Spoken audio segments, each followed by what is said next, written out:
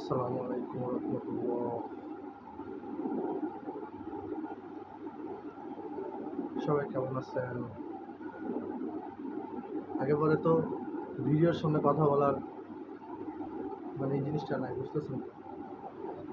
আগে পরে কখনো ভিডিওর সামনে কথাবার্তা বলিনি, আজকে প্রথম। একটু মন চাইলো, আমার কিছু বিষয় একেবারে অন্যরকম লাগতেছে।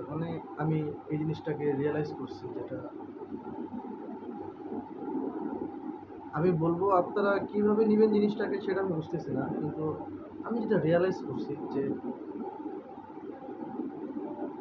আমি কিন্তু ওরকম পাঁচ ওয়াক্ত নামাজ পড়ি না, বা আমি কোরআনও পড়ি নাই। হ্যাঁ, আমি কোরআনের তাফসির মোবাইলের মধ্যে দেখি, ঠিক আছে? কোরআনের মধ্যে কিছু রূপক কথা আছে, যেমন ধরেন বিসমিল্লাহ, আলহামদুলিল্লাহ। আলহামদুলিল্লাহ এটা কিন্তু আল্লাহর শুকরিয়া আদায় করা যায়। আলহামদুলিল্লাহ, আলহামদুলিল্লাহ। আসলে আমরা যে আলহামদুলিল্লাহ করি, আলহামদুলিল্লাহটা কি হয়? আপনি মুখে বলতেছেন সবার সামনে যে হ্যাঁ ভাই আলহামদুলিল্লাহ ভালো আছে, কিন্তু আরেক জায়গায় যা বলতেছেন না আমি কষ্টে আছি, বা নিজের ভিতর থেকে একটা নাই, আলহামদুলিল্লাহ ফিলটা নাই, শুধু মুখে বলতেছেন যে আলহামদুলিল্লাহ। আমি জিনিসটা ফিল করলাম যে আলহামদুলিল্লাহটা আপনি জিকির করতেছেন, কিন্তু আলহামদুলিল্লাহর উপরে আপনার বিশ্বাস নাই। কেমন বিশ্বাস নাই?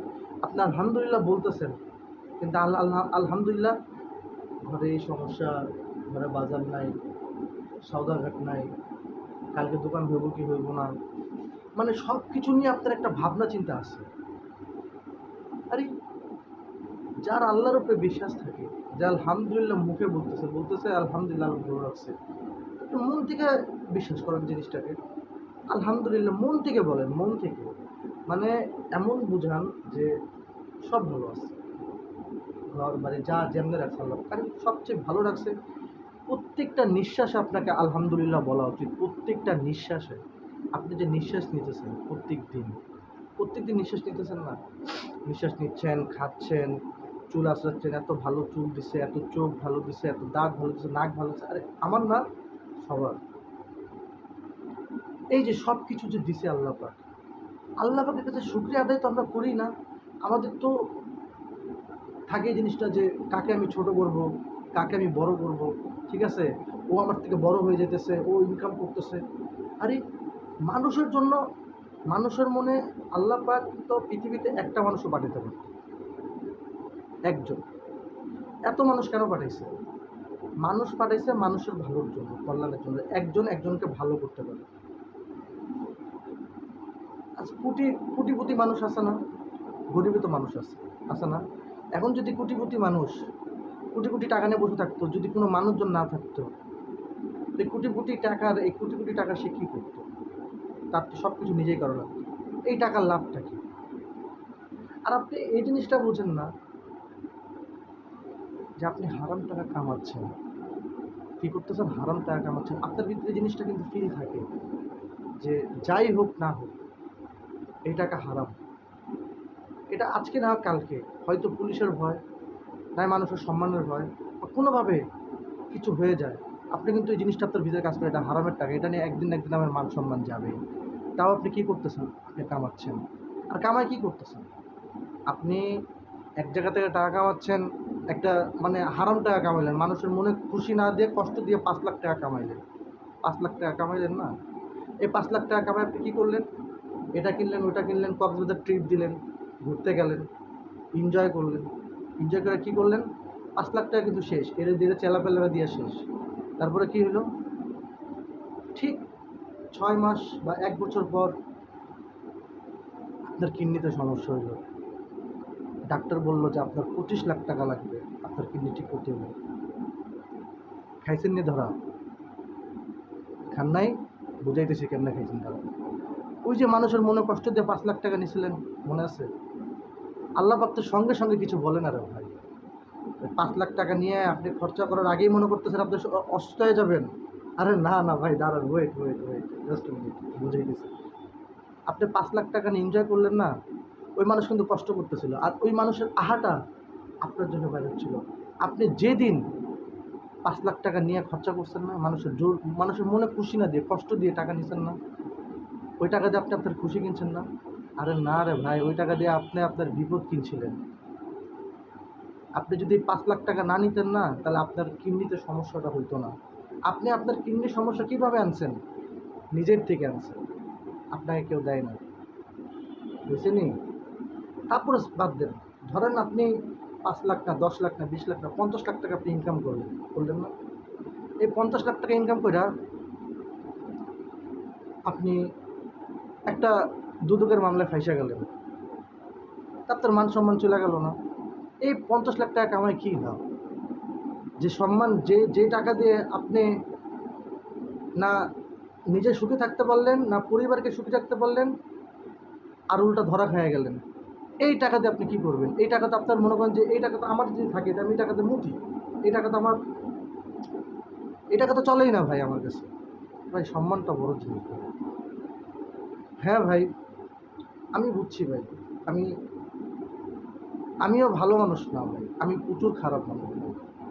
আমি বলতে গেলে পৃথিবীর জঘন্য মানুষ বলতে পারে, কিন্তু না ভাই, আমি এগুলো কীভাবে বুঝছি? ধরা খায় খায় বুঝছি। আমি জায়গায় জায়গায় না বিপদে পড়ছি, বিপদে পড়া যেই আমার পৃথিবীতেই আমার কাছে মনে হইতেছে যে আমি জাহান্নামে আছি। পৃথিবীর মধ্যেই আমার কাছে এই টেনশন, ওই টেনশন, আমি হাজারো টেনশন টান দিয়ে বসে আছি আমার মাথার মধ্যে। কী রে, পুরো পৃথিবী জাহান্নাম মনে হইতেছে আমার কাছে, জাহান্নাম।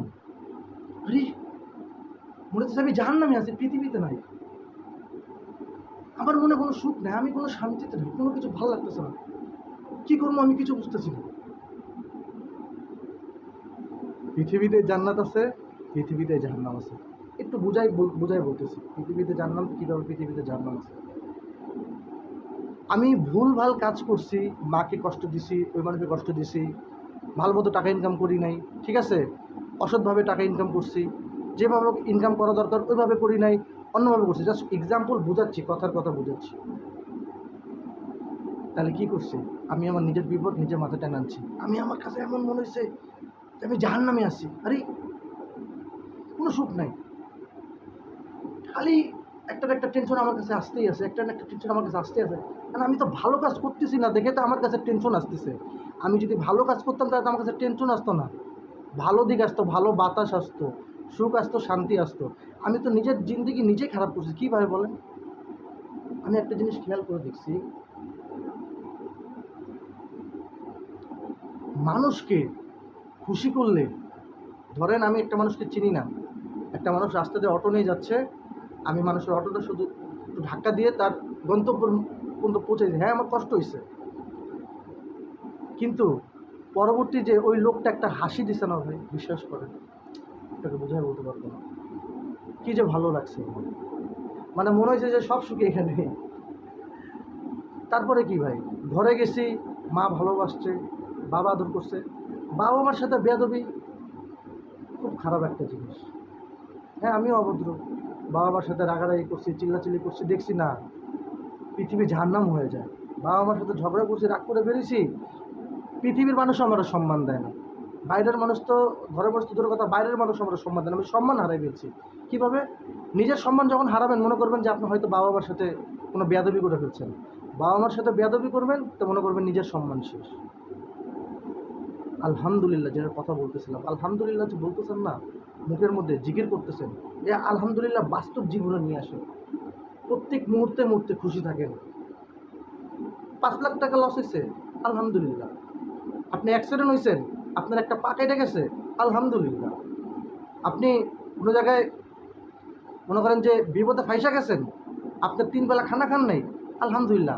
একটা জিনিসই মনে রাখবেন যে আলহামদুলিল্লাহ বলতেছেন মানে এটা হলো, আলহামদুলিল্লাহর মানে যে আল্লাহ যা করে ভালোর জন্য করে, ঠিক আছে? আল্লাহ যা করেন ভালোর জন্য করেন। এটা আপনি আপনার কাজে করবে, ফল করবেন। আপনি খারাপ কাজ করবেন, আপনি সুদ খাবেন, ঘুষ নেবেন, মানুষকে অত্যাচার করে টাকা নেবেন, আপনার পৃথিবীতে আপনার মনে হবে, পৃথিবীতেই মনে হবে যে আপনি জাহান্নামে আছেন। আর যদি আপনি ভালো কাজ করেন, ভালো ব্যবহার করেন, মানুষের উপকার করেন, এই পৃথিবীতে আপনার জান্নাত মনে হবে। আপনি করে দেখেন না, আমার কথাতে বিশ্বাস করার দরকার নাই তো আপনার ভাই, আপনি করে দেখেন। যদি না হয় তারপরে আপনি আমাকে বলবেন যে ভাই আমি তো এটা হয় নাই আমার, আমি তো এটা পাই নাই ভাই। মানুষের সাথে ভালো কাজ করে দেখেন, আর এটা কি ভাই, এটাই ইমান ভাই। ঠিক আছে ভাই, মানুষের সাথে ভালো কাজ করে দেখেন, মানুষের সাথে ব্যবহার ভালো করে দেখেন, হালাল খান, হারাম বাদ দেন, আহলে বাইত অনুসরণ করেন, আহলে বাইত দেখবেন পৃথিবী পৃথিবী মনে হবে না, জান্নাত মনে হবে ইনশাআল্লাহ। ভাই 72টা ফিরকা আছে না, আল্লাহ পাক বলছে 72টা ফিরকা একটা ফিরকা জান্নাতে যাবে। ওই একটা ফিরকা কোনটা ভাই? ওই এক ফিরকা হলো নবীজির আহলে বাইত, পাক পাঞ্জাতান। আহলে বাইতকে বিশ্বাস করুন, এক আল্লাহকে বিশ্বাস করুন। ঠিক আছে, আহলে বাইতকে অনুসরণ করবেন, রাস্তা আপনার হয়ে যাবে ইহদিনাস সিরাতাল মুস্তাকিম, একদম সোজা রাস্তা পেয়ে যাবেন, ডাইনে বামে ঘুরে আসতে পারবেন না। আর ইহদিনাস সিরাতাল মুস্তাকিমের পথে নাই, আপনি এইভাবে যাবেন পাবেন না, ঘুরে আবার আসবেন, আবার এইভাবে যাবেন পাবেন না, ঘুরে আবার আসবেন, আবার সাথে যায়ও পাবেন না, আবার ঘুরে যাবেন, আবার ঘুরে আসতে হবে। কিন্তু যখন ইহদিনাস সিরাতাল মুস্তাকিমের পথে থাকবেন না, রাস্তা একটাই সোজা। ঠিক আছে, ডাইনে বামে যাওয়া লাগবে না। ইহদিনাস সিরাতাল মুস্তাকিমের পথে থাকেন, সবাই ভালো থাকবে ইনশাআল্লাহ। কোনো ভুল চুক যদি হয়ে থাকে মাফ করবেন। ঠিক আছে, আল্লাহ কোনো ভুল কথা বলে থাকলে আল্লাহ মাফ করে দিয়েন মালিক। ঠিক আছে, আপনাদের কাছে মাফ চাই। সবাই ভালো থাকবেন। আলহামদুলিল্লাহ। আসসালামু আলাইকুম রহমতুল্লাহ।